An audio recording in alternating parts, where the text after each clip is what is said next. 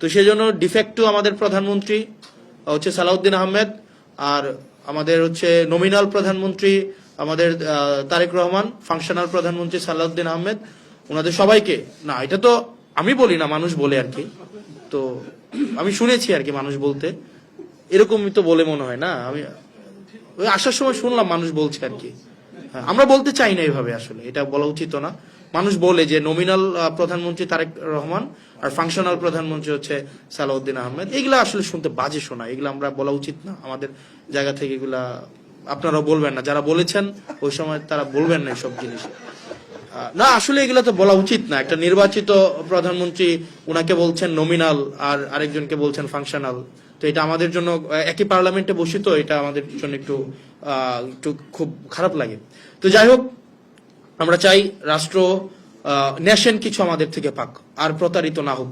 আবার প্রতারিত হইলে আবার একটা আমরা মানে একটা খুব বাজে একটা পরিস্থিতির শিকার হবো, এটা আমরা চাই না।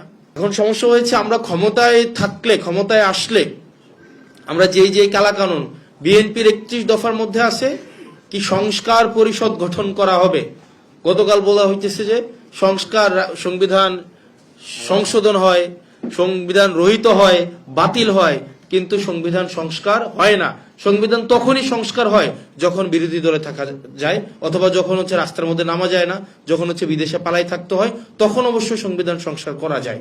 কিন্তু যখন সংখ্যাগরিষ্ঠ নিয়ে আমরা আবার হচ্ছে সংসদে আসবো, তখন আবার সংস্কার করা যায় না। দুদকের স্বাধীনতা আমার তখনই লাগবে যখন আমি বিরোধী দলে থাকবো। হিউম্যান রাইটস কমিশনের স্বাধীনতা আমার তখনই লাগবে যখন আমি বিরোধী দলে থাকবো। আমি সরকারি দলে আসলে আবার অবশ্যই এটা লাগবে না। মানে এই যে মনস্তত্ব নিয়ে আমরা আবার হচ্ছে কোন অন্ধকারের দিকে যাচ্ছে, এটা একটা অন্ধকারের দিকের যাত্রা। এবং আমার হচ্ছে আমি যেটা আমার ইনফার করি যেটা, সেটা হচ্ছে যে এই সিদ্ধান্তটা এটা ইজ কামিং ফ্রম সামহার এলস, যেটা আমরা আসলে এটা নৈপথ্য থেকে, এটা আমাদেরকে আসলে এখন আমাদেরকে ভাবতে হবে, এটার ভিতরে আমাদেরকে যেতে হবে যে এটা আসলে সিদ্ধান্তটা কোন জায়গায়। আমরা ডক্টর মোহাম্মদ ইউনূসের সময়, আমাদের আওয়ামী লীগের সময় আমরা জানতাম সিদ্ধান্ত শেখ হাসিনা নেয়, ডিভোর্সের সিদ্ধান্ত শেখ হাসিনা নেয়, এখানে হচ্ছে পারিবারিক কলহ সিদ্ধান্ত শেখ হাসিনা নেয়, মানে সবকিছু, মানে একদম রাষ্ট্রের একদম টপ টু বটম সবকিছু সিদ্ধান্ত শেখ হাসিনা নেয়। অর্থাৎ আমরা ডিসিশন মেকিং সেন্টারটা আমরা জানতাম। ইউনূসের সময় এসে আমরা একটা সিদ্ধান্তহীনতায় দেখলাম আসলে সিদ্ধান্তটা কে নেয়। এটা কি মন্ত্রণালয় থেকে সিদ্ধান্ত হয়, ডক্টর ইউনূস সিদ্ধান্ত নেয়, আর্মি চিফ সিদ্ধান্ত নেয়, নাকি হচ্ছে ওই যে কি ডিপ স্টেট সিদ্ধান্ত নেয়, কে সিদ্ধান্ত নেয়, সেটা নিয়ে কিন্তু আমাদের একটা কনফিউশন ছিল। ঠিক একই ধরনের কনফিউশন কিন্তু এখন আমাদের তৈরি হচ্ছে, সিদ্ধান্ত কে নেয় মূলত। প্রাইম মিনিস্টারের যেই হচ্ছে জেস্টার, তার যেই ধরনের সোশ্যাল মিডিয়া স্ট্যান্ড, তার যে পিয়ার স্ট্যান্ড, এটা এক ধরনের মেসেজ আমাদেরকে দিচ্ছে। আবার সংসদে তার উপস্থিতি এক ধরনের মেসেজ দিচ্ছে, তার অ্যাক্টিভিটি এক ধরনের মেসেজ দিচ্ছে, তার মিনিস্টারদের অ্যাক্টিভিটি এক ধরনের মেসেজ দিচ্ছে। এই যে ধরেন বিভিন্ন ধরনের মেসেজগুলা, আসলে এটাকে একসাথে যদি আমরা করি তাইলে না মানে খুব সুখকর কোনো ধরনের মেসেজ আমরা পাই না। তাহলে আসলে সিদ্ধান্তটা কে নেয়?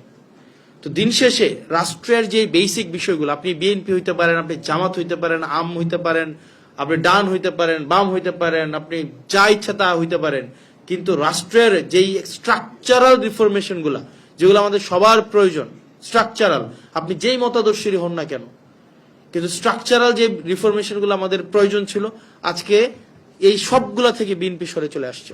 কারণ তাদের মেজরিটি আছে। মেজরিটি তো আমরা যতবারই মেজরিটি হয়েছে, ব্রুট মেজরিটি সবসময় আমরা দেখছি রাষ্ট্রের বিপর্যয় ডেকে নিয়ে আসছে। 96-এ একই কাজ করছে, তত্ত্বাবধায়ক সরকার নিয়ে করলো, 2004 সালে একই ঘটনা করলো। এখন আওয়ামী লীগ তো মেজরিটির আমরা হচ্ছে দেখলামই, আর এখন আবার আমাদের নতুন করে শুরু হয়েছে। তো সেই জায়গা থেকে আমরা আসলে কি কারণে এই 2024 হয়েছিল, এটা হাসিনা তো ব্যক্তি না, এটা একটা আইডিয়া, এটা একটা সিস্টেম, এটার মধ্যে দিয়ে যে কেউ হাসিনা হইতে পারে। এই সিস্টেমটা যদি বলবৎ রেখে আমরা হচ্ছে হাসিনা উৎপাদন পদ্ধতি, এই সিস্টেমটা যদি আমরা ইনট্যাক্ট রাখি, এখানে আমি হাসিনা হইতে পারি, আপনি হাসিনা হইতে পারেন, এখানে যে সার্ভ করতে হইতে পারে। এটা একটা ক্যারেক্টার, অনেকগুলো ক্যারেক্টার মিলাই হচ্ছে হাসিনা। এটা তো কোনো হাসিনা এটা সিঙ্গেল এন্টাইটি না, এটা অনেকগুলো আইডিয়ার একটা সমষ্টি হচ্ছে হাসিনা। তা আবার যদি এই সিস্টেমটাকে আমরা টিকাই রাখি, আবার তো আমাদের মধ্যে আবার কোনো না কোনো ভাবে হাসিনা আবার পুনরুৎপাদন হবে।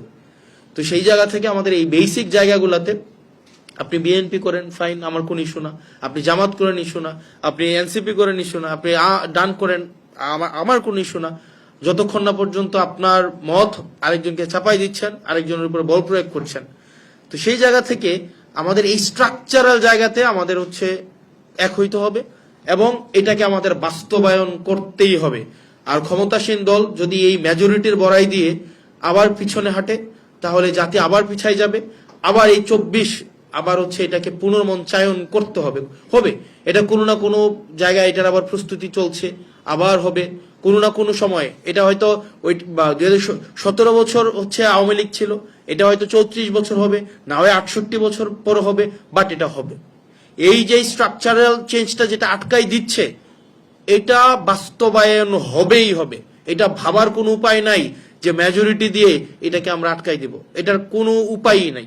তো সেই জায়গা থেকে ক্ষমতাসীন দল যারা আছে তাদের প্রয়োজনে তারা 2024 সালের জুন মাসে, এপ্রিল মাসে, মে মাসে তাদের মনস্তত্ত্ব কি ছিল সেইটার লিটমাস টেস্ট অনুযায়ী তাদের আসলে সিদ্ধান্ত নেওয়া উচিত।